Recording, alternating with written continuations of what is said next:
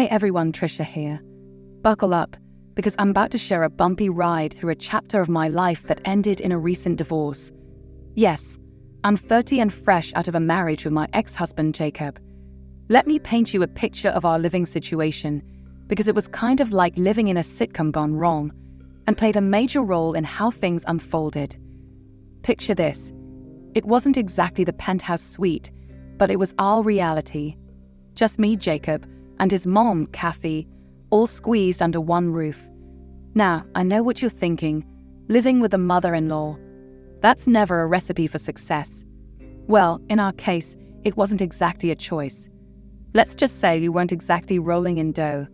We were more like financially chillin at an O level, cruising along, but definitely not cruising on a yacht. But hey, rewind a few years. Jacob and I met at this cool little speakeasy, and let me tell you, it was love at first sight. After 2 years of dating bliss, we eloped, ditching the traditional route. Cathy moved in from day one, and yeah, she was a bit particular, but hey, what mother-in-law isn't, right? Everything between me and Jacob was smooth sailing, not exactly rainbows and sunshine every day, but that's marriage, right? Fast forward 2 years. That's when the plot twist hit. One day, I walk in after my 8-hour shift and bam, Jacob and Cathy are pacing around like nervous chickens. Hey guys, what's the drama? I ask. Drama. Jacob explodes. Heck yeah, I just lost my job. My heart sinks. Oh no, honey, what happened? Boss says cutbacks, and guess who got the boot? This unlucky dude. Job hunt, here I come. Don't worry, I try to reassure him, you'll land on your feet. But then Cathy chimes in, of course he will. But right now, Trisha, the weight falls on you. You're the breadwinner now. You better step up and take care of everything. See where this is going. Buckle up, folks, because the plot thickens. Tough times indeed. Paycheck to paycheck became our reality. I could tap into my savings for the mortgage and essentials, but what about my dream? My cute and aesthetic pottery online store gathering dust while I dipped into my stash. Jacob, ever the optimist, brushed it off. Starting a business can wait. We got to keep the roof over our heads and food on the table. I'll help out too. Sweet, right? But then came the kicker. Trisha, honey, Cathy chimed in, maybe you should give me your paycheck every month. I have more experience managing finances around here. My gut clenched. Not sure about that, Cathy. Come on, Jacob nudged me. She's not asking for your life savings, just some help. She's looking out for us. Sigh, outvoted. I agreed to contribute, but handing over everything felt wrong. We need a fair system, Cathy. No blind trust here. Fair enough, she conceded. I'll handle the bills, you focus on earning. Figure it out. I need some me time to process all this. Jacob added, looks like I'm on staycation duty. That was the turning point. Handing over my paycheck felt like handing over control. My dream store on hold. Family needs first, I told myself. But little did I know, Jacob and Cathy would get a tad too comfortable with my hard-earned cash. The first month, Cathy magically managed the bills and groceries. But 2 weeks in, the pantry was bare. Savings to the rescue. Except, things started to get weird. Jacob stressed. Time for a weekend getaway with the boys, hundreds of bucks gone. Cathy sprucing up the house. Suddenly, we had vases from stores we'd never seen before. Designer clothes. Check. It was like they'd discovered a money tree in the backyard. Me, trying to save the future, while they were on a spending spree of high-end fashion and unnecessary trips. The dream of my online store fading further with every unnecessary purchase.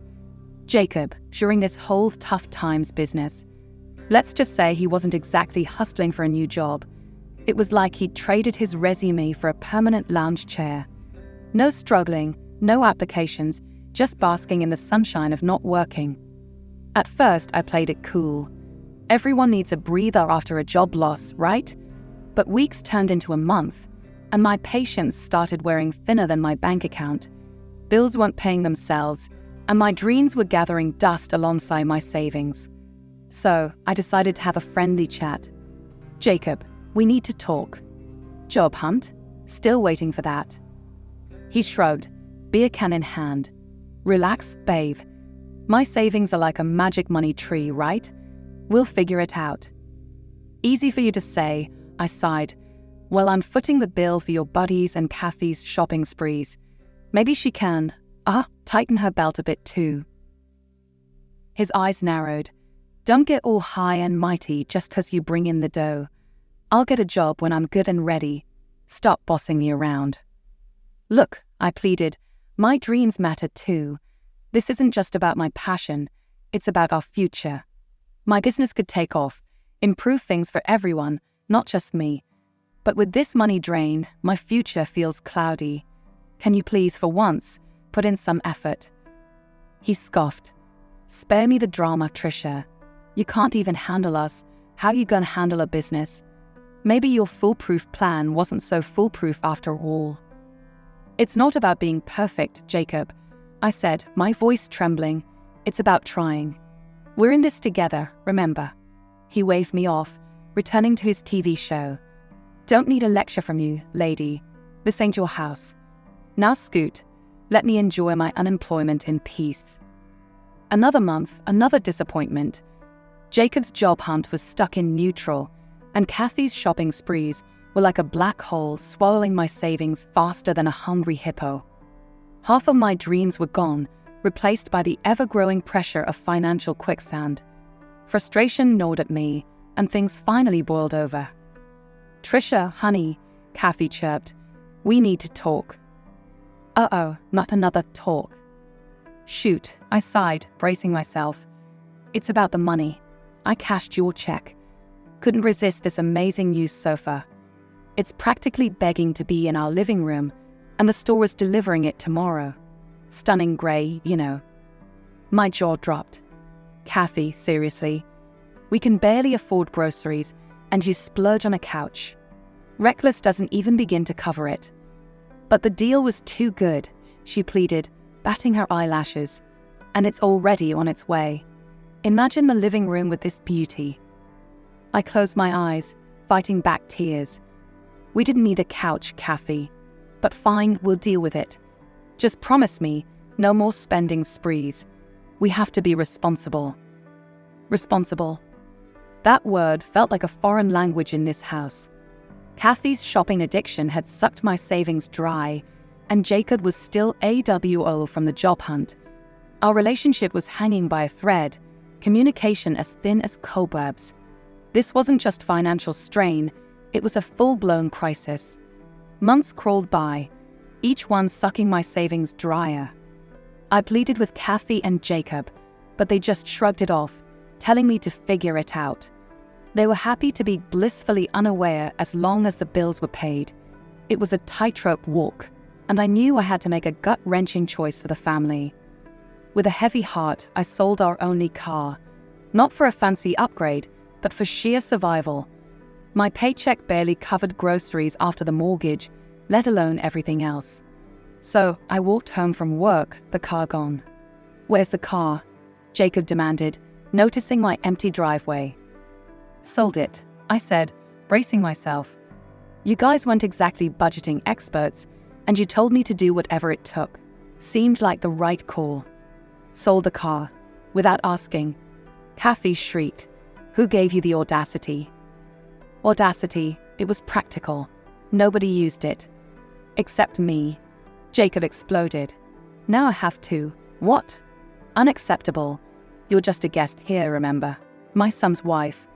How dare you sell it without permission?" "It was for the best. We needed the money," I pleaded, "until Jacob finds a job." "Jacob this, Jacob that." Cathy cut me off. "Why are you so dependent, Trisha? Grow a backbone. Starting a business? You can't even manage our finances. Stupid. You're punished. Get out. Now, and leave the car money." I stood there stunned. This wasn't just financial strain. It was a full-blown attack. The family I'd tried to support was turning on me, spitting accusations and demands. The guest label stung. Was this really my home? My heart shattered as I realized it was time to leave. You're kidding, right? I've been supporting you both for months, and now this is what I get. And Jacob, you talk about dependence. I funded your trips. Where am I supposed to go? I don't even have money left, thanks to you. Cathy glared. Looks like you finally found your voice, haven't you, Jacob? Jacob, his face flushed, echoed his mother. Get out. We don't care where you go. It's late, and frankly, we don't want to hear another word. Pack your things, you're out in an hour. Tears streamed down my face as I scrambled to my room. Essentials, clothes, anything I could grab in my panic. No plan, just a desperate need to escape. I shoved the last $1,000 I had, the remnants of the car sale they snatched, into my bag. Talk about a low blow. Lost and alone, my only option was my father. With trembling fingers, I dialed his number. Hours later, after a 6-hour bus ride, I stood outside his house, heart pounding. Would he even welcome me? Dad, it's me. I know it's been a while, and I choked back tears. He'd opened the door, his eyes widening in surprise. Honey, what's wrong? You look terrible. Come in. Let's talk. Relief washed over me as he ushered me inside, the familiar living room a beacon of comfort. Pictures of me and Mom still hung on the wall. He poured me a glass of water, and I finally spilled the story. Dad, I'm so sorry. Jacob lost his job, and things got complicated. You remember Cathy, my mother-in-law? Vaguely, he replied, concern etched on his face. After Jacob lost his job, I leaned solely on my paycheck and savings, I confessed, tears welling up again. I even had to dip into my dream business fund, but that's not important. I covered the mortgage, groceries, everything. But Jacob got comfortable, no job search in sight. And Cathy, she burned through my savings like wildfire. Talking to them was like talking to a brick wall. My voice cracked. So, to keep things afloat, I sold our car. They weren't happy, and, well, it kicked me out last night. No plan, nowhere to go. I hate to ask, but could I stay a couple of days to figure things out? Dad's eyes softened. That's awful, honey. How could they do that? Look, Trisha, I know we haven't spoken in 2 years. It hasn't been the same since your mom passed. I've been in therapy, trying to be a better man. Funny thing, I've been thinking about reaching out, but I didn't have the courage after pushing you away. This feels like a sign. Stay as long as you need. You're always welcome here. Relief washed over me. Thank you, Dad. That means the world. And I'm glad you're working on yourself. I won't overstay my welcome, I promise. So, I settled into Dad's place. It was awkward at first, years of silence hanging in the air. But slowly, we eased back into each other's lives, a welcome change. Then I got my resignation letter. Dad offered for me to stay, and with job opportunities in town, it made sense. Maybe being closer would lead to more visits. Days turned into weeks, and our bond deepened. It felt like I was getting the Dad I knew back, the one from before the darkness after Mom's passing. Soon, I landed a new job, a fresh start in a familiar place. Dad, guess what? I got a job.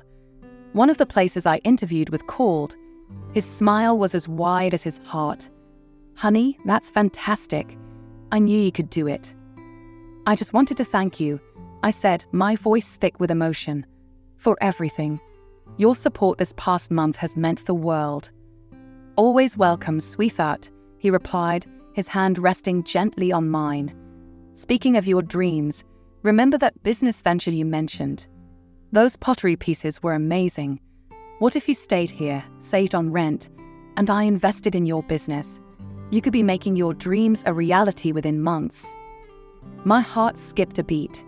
That's incredibly generous, Dad, but I can't accept it. You've already done so much. He chuckled. What's mine is yours, Trisha. Who do you think inherits it all when I'm gone? Besides, he winked, you're not going anywhere. Don't say that, I said, a smile tugging at my lips. Investing in your daughter's dreams is better than hoarding wealth. I'm not materialistic. Think about it though, but know that I appreciate the offer more than words can say. His smile softened. Of course, sweetheart. Speaking of, any word from Jacob? My smile faltered. He reached out. I'm considering a divorce, but I need time. Right now, I need to focus on myself. With his offer ringing in my ears, I knew it was time to chase my dream. This was my chance, and I wouldn't let it slip away. I gathered materials, planned my first batch, hired a website creator, and even brought on a few employees. Juggling my part-time job and this new venture was no easy feat. Days turned into nights as I poured my heart and soul into my creations, and people noticed. The right marketing strategy worked its magic, and orders started trickling in. Managing both jobs was tough, but with every sale, my resolve grew stronger. This wasn't just a business. It was a symbol of my resilience, a testament to the power of chasing your dreams. A year and a half later, my life was unrecognizable. The side hustle that had once been a lifeline was now my thriving business, bringing financial freedom I never thought possible. Gone were the days of scraping by, replaced by the exhilaration of entrepreneurial success. Jacob and Cathy, a distant memory. The more time passed, the clearer it became. I deserved better. Their callous treatment, leaving me feeling like a doormat, fueled my resolve. It was time for a change, a power move. Enter my lawyer. The divorce process wasn't easy, but each step felt like shedding a shackle. Jacob, surprisingly, seemed okay with it, probably oblivious to the business I'd built under his nose. I kept it under wraps, planning a surprise visit with the divorce papers. They'd see my new strength, my success. Kicking me out over a used car, huge mistake. Imagine their shock when I pulled up, not in a borrowed car, but a sleek BMW. Divorce papers, I announced, a hint of steel in my voice. Whose car is that? Rich client. Cathy sneered. Actually, it's mine. Their jaws dropped. No way. How? Believe it or not, it's mine. That car is incredible. How? Funny how you achieve great things when toxic people are out of your life. Cathy snorted. Your dad's money, right? You couldn't do this alone. I smiled, letting their words wash over me. They couldn't handle the truth. I was strong, independent, and thriving. They didn't deserve a place in my new reality. Their open mouths mirrored the shockwaves coursing through me. This isn't just the divorce papers, I stated, a vase tucked under my arm. Consider it a parting gift, a vase from my store. Store? You mean that hobby? Cathy scoffed. The nonsensical hobby that bought me this car, I countered, gesturing to the sleek BMW parked outside. Disbelief morphed into desperation. Trisha, this is insane. We're in a mess, Jacob blurted. 3 meager meals a day, barely hanging on. Kicking you out over a car was wrong, I admit. But look at you, living the dream. Can you help us? His words grated. Jacob, you used me for months. Enjoyed yourself while I paid the bills. Is this your idea of penance? Forgiveness? Their pleas were deafening, but my resolve held firm. I'm done being your safety net. You made your choices, now face them. Jacob's desperation was palpable. I was a fool. Please, Trisha, we're drowning. Not my problem anymore, I said, my voice devoid of emotion. Build your own life without leeching off mine. Their stunned silence spoke volumes. This power shift, the vindication in their eyes, it was sweet. They used me, discarded me, and now begged for scraps. Not anymore. Their lack of appreciation was a heavy anchor I'd finally cut loose. This was just the beginning of my climb. And yes, the view from the top felt incredible, especially without their dead weight holding me back. Life was precious, and I wouldn't waste it on those who couldn't see my worth. I hope you guys enjoy our video. To watch more interesting stories, hit that subscribe button. Thank you.